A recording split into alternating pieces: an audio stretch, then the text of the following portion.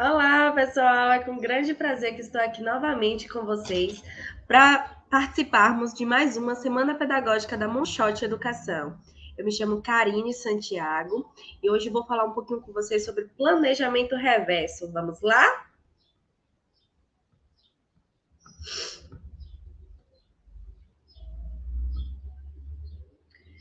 Pois é, pessoal, vamos lá!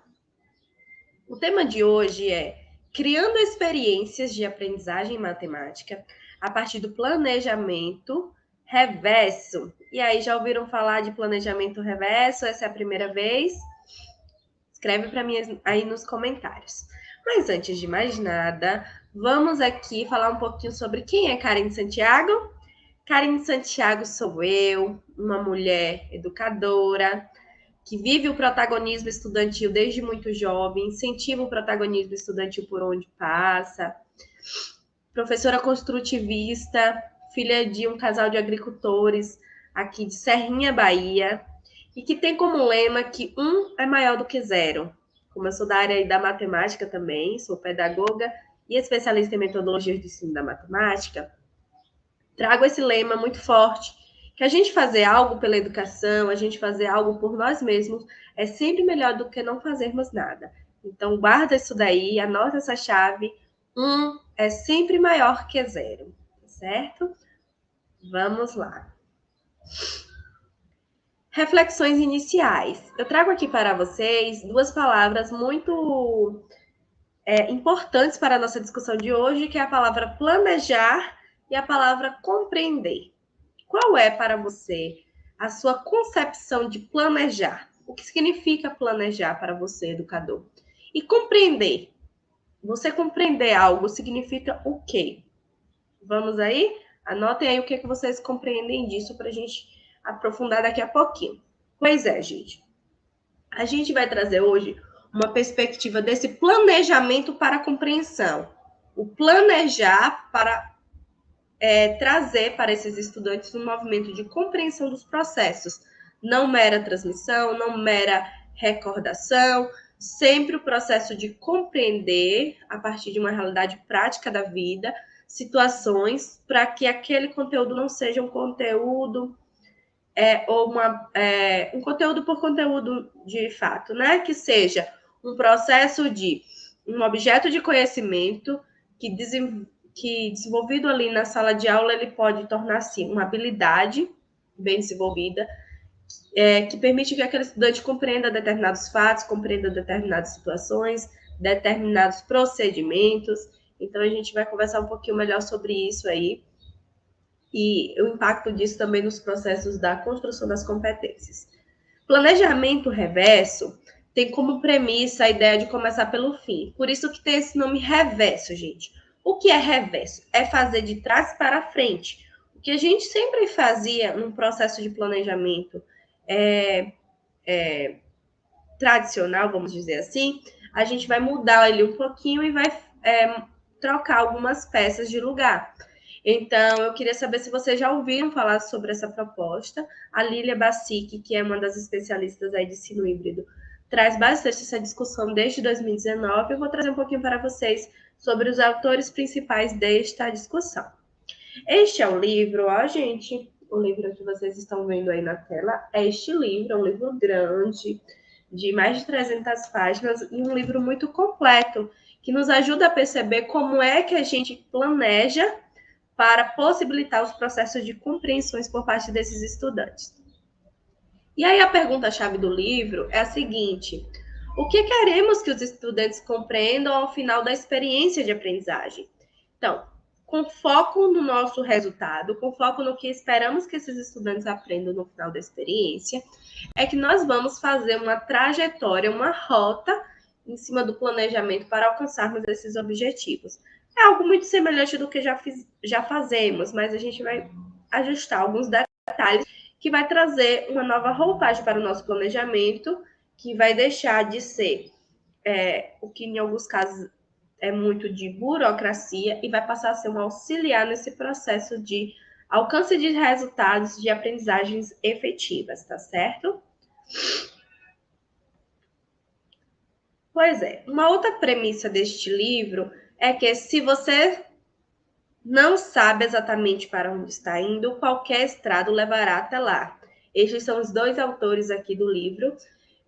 E esse livro é de 2019, ele traz muito claro essa perspectiva de que toda prática educativa, ela tem uma função. E toda prática educativa, ela tem também uma finalidade, certo? E a gente precisa ter clareza de nossos objetivos na perspectiva de que todas as nossas ações, elas precisam ter uma finalidade no sentido de serem caminhos e meios que levem à realização ao alcance daqueles objetivos educacionais. Por exemplo, toda escola ela tem suas metas, tem a sua missão, visão, todas as suas projeções enquanto escola, enquanto função social da escola, a gente tem isso muito claro. E aí eu preciso que vocês percebam que as escolas, a partir de seus PPPs, os professores, a partir de seus planejamentos, precisam ter muita clareza e coerência com o que desenvolvem em sala de aula e se isso está sendo o caminho que vai levar até o alcance daqueles resultados, daqueles objetivos de aprendizagem, tá certo? Então, o foco aqui é qual é o estudante que a gente quer formar. É um estudante que tenha, na condição de cidadão, quais princípios, que tenham quais aprendizagens essenciais, que tenham quais posturas na sociedade, certo? Então, é muito disso. E isso vai de uma discussão um pouco maior, mais macro, que vai desde a BNCC até os planos de aula, a partir dessa perspectiva, tá certo?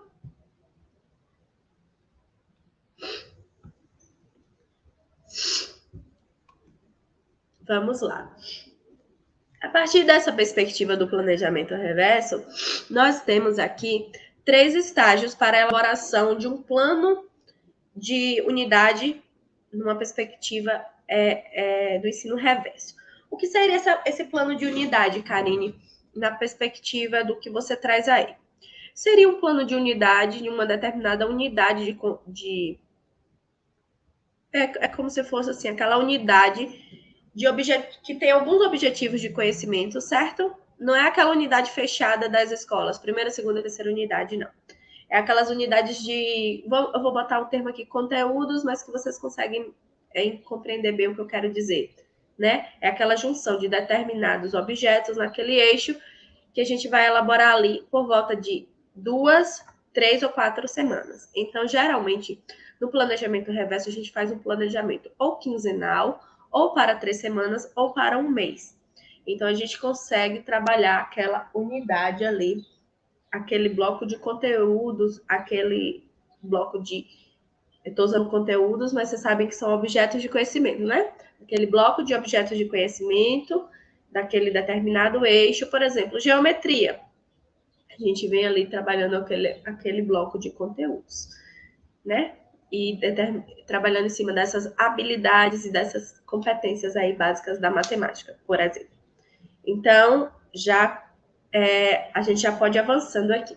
Os 3 estágios para o planejamento reverso são você pensar, identificar os resultados desejados daquele planejamento mensal, buscar identificar os resultados desejados a curto prazo e a longo prazo e a médio prazo, determinar as evidências de aprendizagens. O que seria isso, Karine? Depois que você almeja determinados objetivos educacionais, objetivos de aprendizagem, depois que você elenca o que é que você espera que esse aluno tenha no final daquele mês, você vai pensar assim, determinar as evidências. O que é que eu preciso elaborar junto com esse estudante para que seja para que me dê o suporte para analisar se ele está aprendendo ou não aquilo. Por exemplo, vai ter um determinado objeto de conhecimento que você pode determinar evidências aceitáveis a partir de um seminário, a partir da exploração das ideias, das explanações das ideias, das explorações das ideias daquela temática a partir de uma pesquisa, da explanação a partir de um seminário oral. Então, você pode aqui criar rubricas de avaliações, de modo que você tenha claro quais são as aprendizagens que você precisa que esse estudante expresse e evidencie determinado instrumento, num seminário, numa prova, que não necessariamente a gente nem gosta muito de usar esse termo prova, né? No teste, e a gente vai aí avançando nesse sentido. Determinar as evidências de aprendizagem é o segundo passo. O terceiro passo, isso tudo ainda, gente, no plano teórico, no plano de elaboração deste planejamento, tá certo? O terceiro passo é você pensar quais são as atividades e as experiências de aprendizagens que eu irei desenvolver a partir daquele percurso para que esse estudante, quando eu solicitar essas evidências, ele consiga mostrar que de fato aprendeu, porque de fato compreendeu, certo? Então, qual é esse passo a passo? A gente vai fazer esse movimento aí. Vamos lá. A proposta do planejamento para a compreensão dialoga com a BNCC. Pronto. Por quê? Como eu falei aqui mais cedo, a gente está desenvolvendo um trabalho em cima do desenvolvimento de habilidades e competências, e isso a partir da exploração e do trabalho direto de maneira intencionada com os objetos de conhecimento, certo? E aí, esse documento é um documento, esse livro é um livro muito atual, de 2019, como eu falei mais cedo, que é um livro que permite, de fato, um diálogo muito bacana com a BNCC e que muitas pessoas buscam instrumentos e ferramentas que permitam um planejamento fazendo uso da BNCC de maneira inovadora e às vezes sente essa dificuldade. Então, esse livro dá todo o subsídio para esse planejamento inovador. O que é planejamento reverso, então, gente? Por exemplo, os diferentes interesses dos alunos, os diferentes níveis de desenvolvimento destes estudantes, turmas grandes, resultados prévios de avaliações diagnósticas, sempre devem moldar nosso pensamento sobre as atividades de aprendizagem, tarefas e atividades avaliativas. Então, o movimento é o seguinte: a gente tem um objetivo educacional, por exemplo, fazer com que todos os estudantes leiam e se desenvolvam bem no processo de leitura, interpretação de textos. Só que a gente tem esse objetivo maior, né? E a gente pode ter esse objetivo maior, o desenvolvimento de determinadas competências mais gerais, e a gente vem destrinchando isso em um planejamento por unidade, como eu falei. E você pode fazer o seguinte: eu tenho esse objetivo, mas eu tenho um determinado estudante que está com um determinado nível de desenvolvimento, eu tenho uma avaliação diagnóstica aqui que me dá subsídios para perceber que eles não estão alcançando as evidências necessárias para aquela série, não alcançaram. E aí a gente vai replanejando, né? O movimento do replanejamento na educação é algo muito importante. Em 2021, a gente percebeu que muitos professores aplicaram muitas atividades avaliativas, muitas virtuais, presenciais, híbridas, e neste movimento o tempo foi pequeno para a análise destes resultados. Então a gente percebe que muito se avaliou e pouco se analisou daqueles materiais, porque tinha-se um movimento muito do avaliar pelo engajamento também.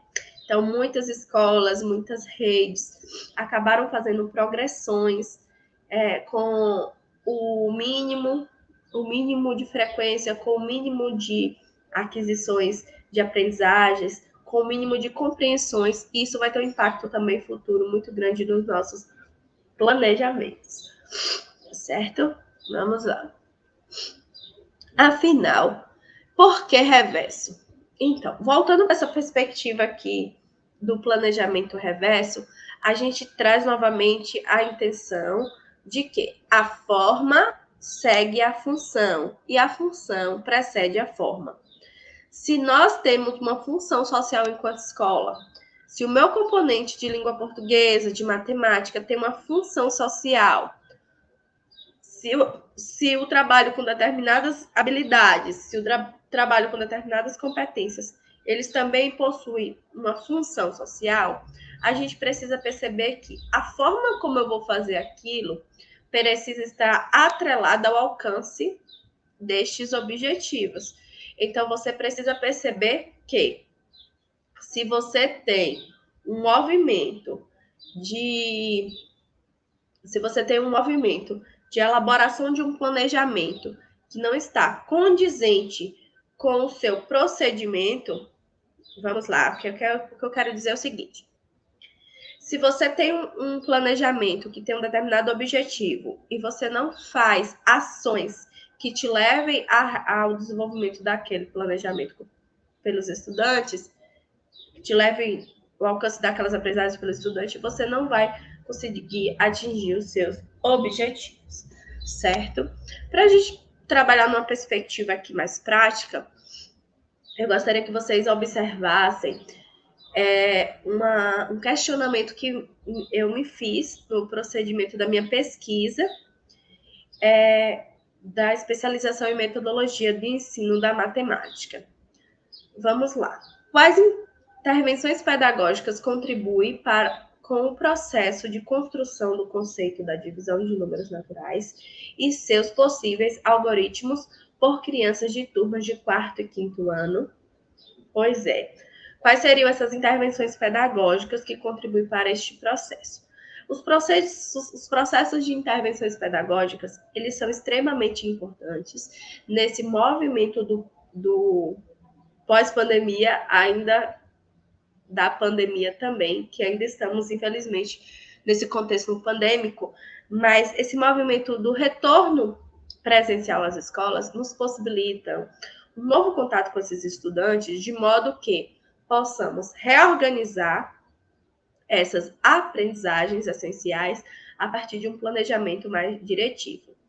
Então, é um movimento necessário, o movimento da seleção de aprendizagens focais. O que é isso, Karine? As aprendizagens focais são aquelas aprendizagens que são essenciais para a progressão deste estudante em anos sequenciais.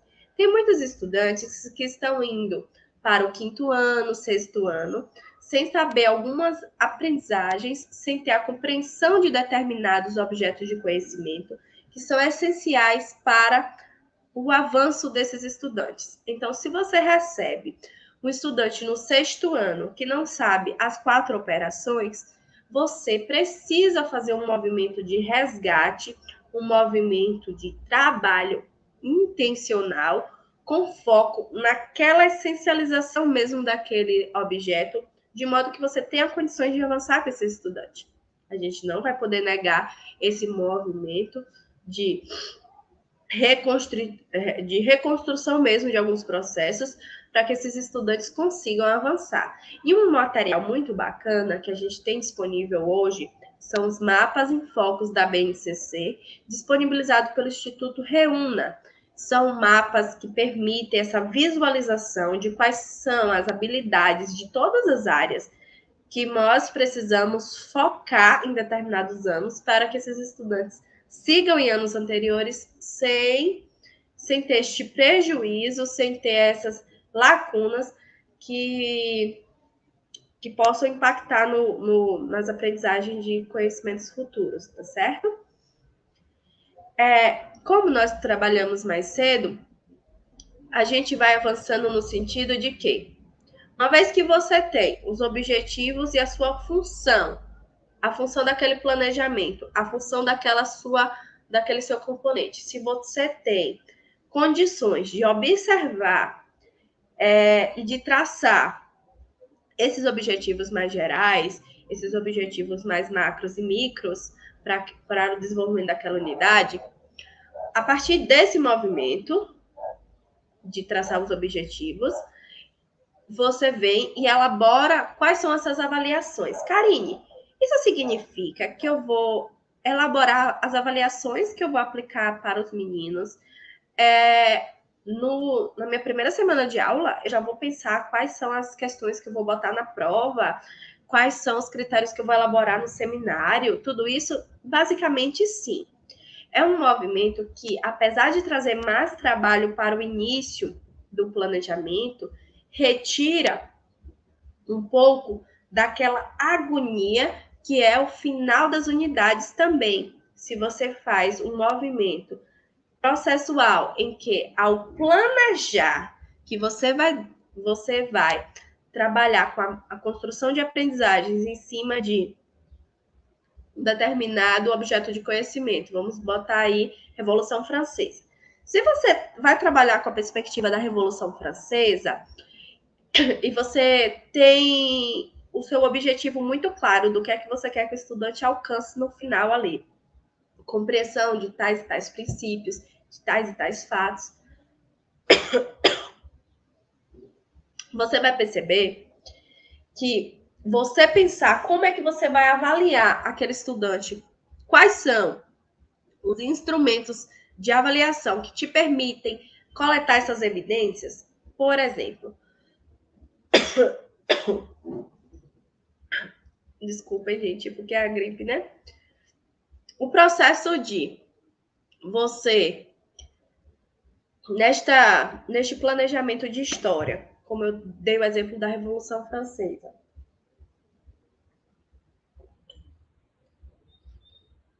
você perceber que você quer desenvolver naquele estudante o senso crítico diante de tais fatos e diante de tais acontecimentos históricos.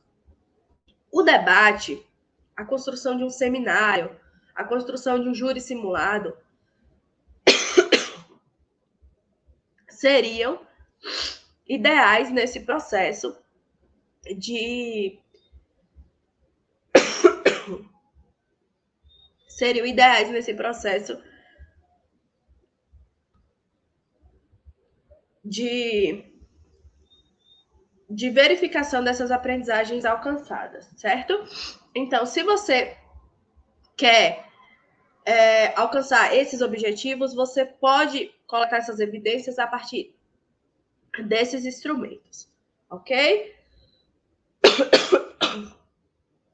Ok.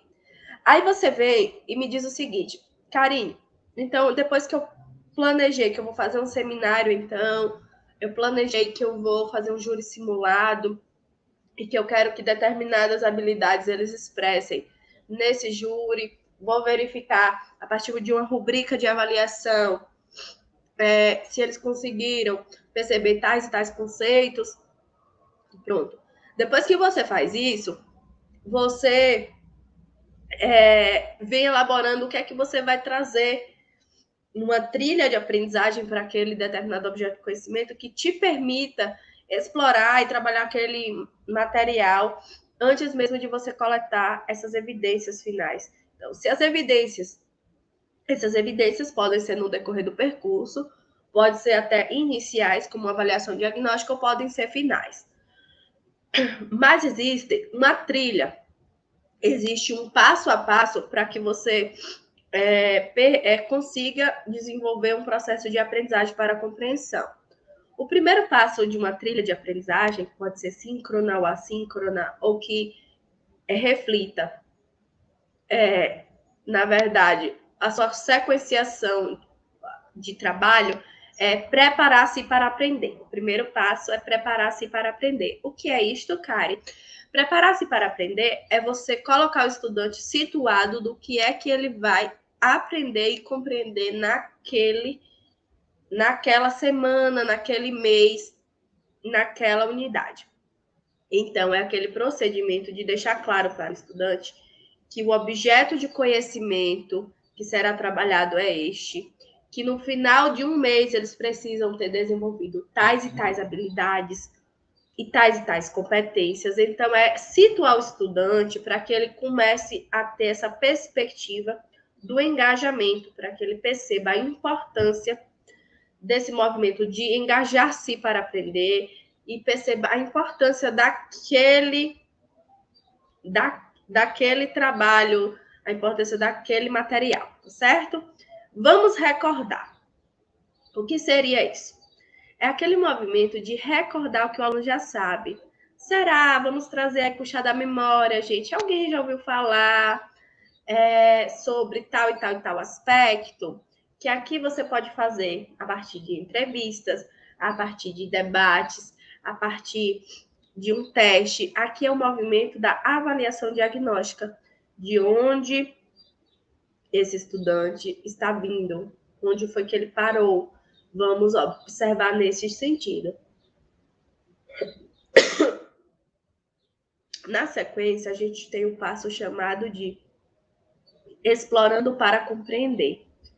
Você precisa explorar melhor um determinado objeto de conhecimento para compreendê-lo. Como assim, Karine?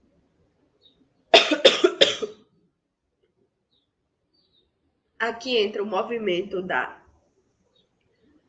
pesquisa, o movimento das aulas de explanação.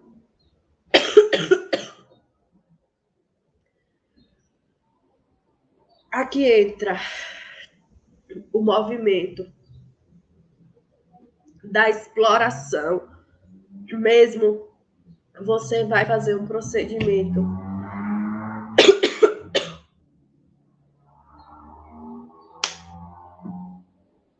aqui de explanação do conteúdo a partir de uma exposição oral.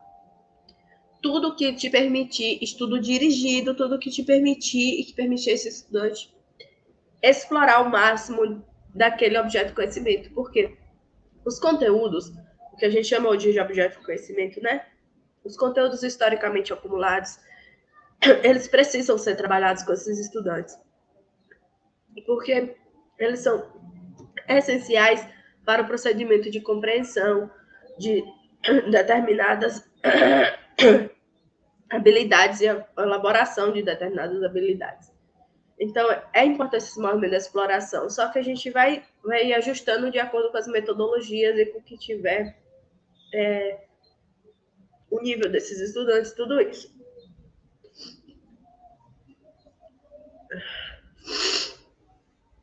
Desafio a você a aplicar o que aprendeu até aqui. Aqui a gente sempre vai desafiar o estudante a trazer um movimento de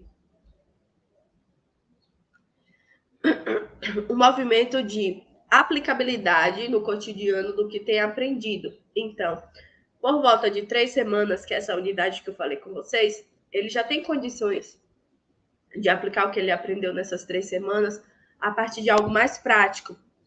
Ele tem como depois analisar junto com o professor a importância de estar estudando aquele objeto de conhecimento, a importância de estar desenvolvendo aquelas habilidades. Depois ele vai para um procedimento de autoavaliação, que é algo que a gente precisa fortemente, gente, incrementar nas escolas para que os estudantes tomem consciência do que eles aprenderam, do que eles não aprenderam, o que eles compreenderam, o que eles ainda não compreenderam.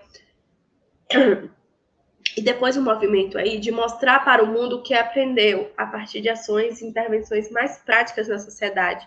E esse movimento de a escola, realizações que ultrapassem os muros da escola. E aí eu trago para vocês aqui um exemplo a partir da minha vivência na pesquisa, que foi a construção e a conceituação da operação da divisão, que a divisão ainda é para muitos estudantes aprender a dividir ainda é uma habilidade muito difícil para muitos estudantes. A gente tem realidades de estudantes que concluem a etapa do ensino médio e que não sabem operar com mais de 1, 2, 3 números ali no divisor. Então, e a gente traz aqui para vocês uma coisa importante no processo de compreensão, que é esse processo que antecede a aprendizagem. Karine, você fala de compreensão, às vezes você fala de aprendizagem, explica melhor. Então, o processo de compreensão é de fato assim, quando a gente consegue de fato elaborar aquilo que a gente está vendo, aquilo que a gente está estudando e compreender. mesmo. É como se fosse, de fato, a aprendizagem. Só que quando a gente aprende, a gente muda de comportamento. Então, a gente primeiro compreende determinada coisa, determinado fato, determinada função, a gente compreende e depois a gente, no procedimento de aprendizagem, a gente passa a mudar nossos comportamentos a partir daquela aprendizagem que foi construída por determinados processos de compreensões. Por exemplo, eu vou ler para vocês aqui um problema matemático. A professora Karine tem 30 lápis de colorir e quer dividir eles igualmente para 5 crianças. Quantos lápis cada uma vai receber? Aqui são exemplos de 3 crianças que fizeram essas continhas para que a gente pudesse analisar. Vai ter crianças que compreendem perfeitamente, colocando um tracinho de cada vez dentro de um potinho, que serão 6 lápis para cada criança. Outras crianças desenham 30 lápis e vão circulando. Outras crianças não conseguem perceber que isso é um movimento de distribuição de coisas e fazem usando outras estratégias e acabam errando. A gente precisa perceber que, por exemplo, na divisão, existe esse movimento da distribuição de coisas, ou seja, 5 balas para 5 pessoas. Uma para você, uma para ela, uma para ela, uma para ela, uma para ela. É uma ideia da divisão que está atrelada à distribuição. Mas existe uma outra ideia na divisão que está atrelada à cotação, que é a ideia do quantos cabem. Por exemplo, ao perguntarmos quantos sacos de 6 unidades podemos formar com 132 mangas, a criança precisará identificar que a cada um saco terá 6 mangas. É um problema de cotação que é resolvível por meio de um raciocínio multiplicativo. Pensar dessa forma significa pensar de maneira inversa, ou seja, reversível. Antes mesmo de eu conhecer esse livro que fala sobre planejamento reverso, eu já trazia nas minhas pesquisas uma discussão sobre o pensar reversamente, que o próprio Piaget já trazia em seus esquemas de estudos, né? O pensar reversamente, nesse sentido aqui, por exemplo, é que o estudante precisa perceber que 132 mangas, ele não vai fazer uma continha de 132 dividido por 6. Não necessariamente é a ideia de divisão por 6. Aqui é um movimento de quantos pacotinhos de 6 mais 6 mais 6 mais 6 cabem dentro de um pacote maior de 132 mangas, se é que vocês me entendem. Vocês entenderam aqui que é um movimento diferente, o movimento do quantos cabe e o movimento da distribuição, certo? Porque aqui já tem um valor fechado. Cada saco cabe 6. Não é igual a lá que você estava tentando adivinhar quantos lápis você vai dar para cada estudante. Coisas simples como essas permitem-nos a compreensão de que existe uma diferença na conceituação da distribuição e da cotação e que se o estudante não compreende essa diferença, ele erra na hora de resolver o problema. Então, são coisas simples, de compreensões simples como essas, a compreensão de um problema, a compreensão das diferentes ideias da divisão, a compreensão da visualização daquele processo. Ideias como essa permitem que os estudantes se confundam, tá certo? E aí a gente precisa perceber isso e perceber se eles estão compreendendo mesmo as diferenças, porque às vezes eles erram por falta de compreensão e a gente precisa fazer intervenção nesse processo. Então, voltando aqui para o procedimento de planejamento. Na hora que nós vamos elaborar um planejamento para a compreensão, a gente tem que ter o foco no estágio 1, que é o planejamento, que é os resultados desejados, onde você vai ter aí na sua planilha de planejamento objetivos de aprendizagem, as compreensões que vocês querem alcançar com esses estudantes e as perguntas essenciais. Os objetivos de aprendizagem vocês retiram das próprias referenciais curriculares, das escolas e tal. As compreensões é quando você vai escrever claramente. Lembra que antes a gente usava os verbos referentes aos objetivos, aqui eu estou propondo que vocês escrevam assim. Com estas atividades, os estudantes irão compreender que a ideia da divisão por distribuição é diferente da ideia de divisão por cotação. Eles irão compreender que nem sempre é necessário fazer a continha de divisão, que o cálculo mental também auxilia. Então, as compreensões de maneira muito clara e objetiva do que é que você quer que o aluno compreenda. Então, aqui é um plano diferente no sentido de que você precisa escrever ali o que é que o estudante precisa compreender. E na sequência, você vai criar as perguntas essenciais. Qual é a pergunta essencial para o início desta investigação deste tema? Então, você vai fazer uma pergunta para o início de sua aula. Para o início do trabalho daquele conteúdo, você vai ter uma pergunta investigativa que vai permitir que ele elabore determinadas situações e a gente vai avançando naquele planejamento em cima daquela pergunta mais essencial, mais norteadora. O segundo passo, como eu falei para vocês do planejamento, é a gente construir quais são as tarefas de desempenho que eu vou utilizar para verificar se aquelas compreensões estão sendo alcançadas. Que é a hora que você vai escrever quais são as evidências que esse aluno aprendeu ou não. Então, uma evidência em matemática é errar menos, né? Errar menos é conseguir respostas plausíveis em resoluções de problemas, enfim. O erro na matemática é algo muito importante. A gente faz intervenções pedagógicas muito importantes a partir dos erros. No entanto, eu tenho trazido aqui para vocês uma perspectiva de um dos objetivos é que esses estudantes compreendam e errem de fato menos. No estágio 3, é o procedimento do plano de aprendizagem. Como eu botei mais cedo aquela trilha, toda trilha de aprendizagem, toda sequência didática, toda sequência de trabalho de todo professor e professora deve estar pautado em determinadas ações que este livro chama de plano de aprendizagem O-P-RAM. Como assim, Karine? O O é onde está indo.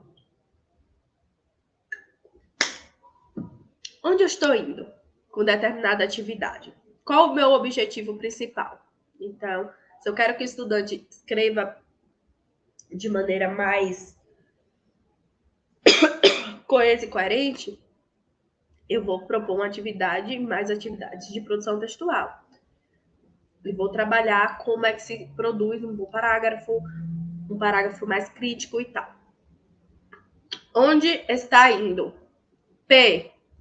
Prender a atenção. Ações que permitam que esse estudante prenda a atenção. Então, o estudante precisa saber para onde ele está indo, o estudante precisa ter as atividades que prendam a atenção dele a partir de jogos, algo mais lúdico, algo que esteja mais relacionado com o seu plano de vida.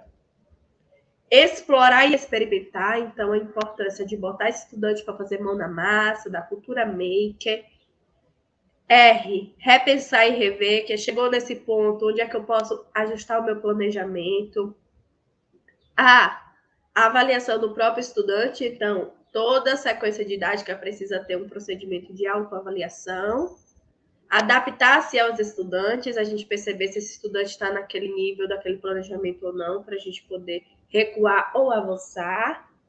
E organizar-se para maximizar. Organizar-se para a gente ver onde é que eu posso potencializar, onde é que eu posso dar uma reduzida. Enfim, em que medida a unidade inteira é coerente com os elementos dos estágios alinhados? Então, a gente vai precisar perceber agora em que medida a gente está sendo coerente com aquele objetivo mais final e esse passo a passo. E, por fim, eu te pergunto, gostou dessa aula? O que você mais gostou? Aprendeu ou achou interessante até agora? Escreve para mim aí 3 coisas nos comentários. Aqui deste vídeo, aqui da plataforma da Moonshot. Estes são os meus contatos, Karine Santiago. Trabalho também pela Alquimia Educacional, então se você quiser conhecer os meus trabalhos ou me chamar para fazer um movimento com vocês aí sobre planejamento reverso ou sobre avaliações da aprendizagem, é só nos contactar pelo e-mail. Fico muito agradecida pela oportunidade, beijos e até a próxima.